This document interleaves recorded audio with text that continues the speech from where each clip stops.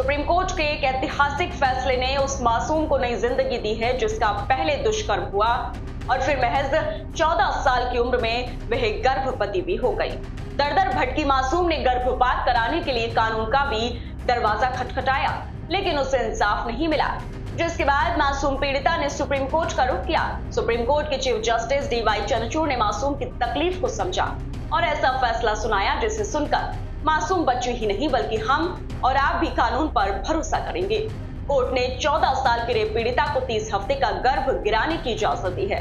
इसी के साथ ही शीर्ष अदालत ने बॉम्बे हाईकोर्ट के फैसले को खारिज करते हुए कहा कि ये रेप का मामला है और पीड़िता महज 14 साल की है। ऐसे असाधारण मामले को देखते हुए गर्भपात की इजाजत दी जाती है। इस मामले पर CJI चंद्रचूड़ और जस्टिस JB पारदीवाला की बेंच ने सुनवाई की है। मीडिया रिपोर्ट्स के मुताबिक मेडिकल ग्राउंड के आधार पर ही सुप्रीम कोर्ट ने यह फैसला सुनाया है। इस फैसले को सुनाते हुए सर्वोच्च अदालत ने कहा कि चिकित्सीय समापन कराने की इजाजत रेप का मामला देखते हुए दी गई है। वहीं सुप्रीम कोर्ट ने अपने फैसले में बॉम्बे हाईकोर्ट के उस आदेश को भी रद्द किया है जिसके तहत 30 हफ्ते के गर्भपात की मंजूरी नहीं दी गई थी। बॉम्बे हाईकोर्ट ने पीड़िता की उम्र कम बताते हुए इसे न गिराने के लिए कहा था। हालांकि पीड़िता की मां ने बॉम्बे हाईकोर्ट के फैसले को सुप्रीम कोर्ट में चुनौती दी।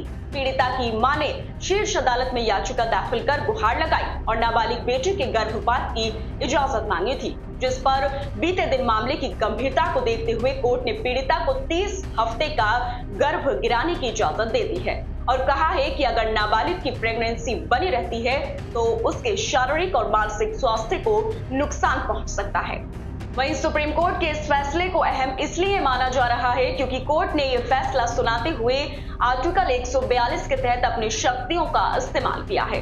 क्योंकि medical termination of pregnancy act के तहत शादीशुदा महिलाओं के लिए अबॉर्शन की ऊपरी सीमा 24 हफ्ते है। ये कानून विशेष परिस्थितियों में जैसे कि विकलांग, नाबालिग, मानसिक रूप से बीमार, रेप पीड़ित महिलाओं को 24 हफ्तों के भीतर ही गर्भपात कराने की इजाजत देता है, लेकिन सुप्रीम कोर्ट ने इसके बावजूद भी इस एक्ट के तहत ये इजाजत दी है।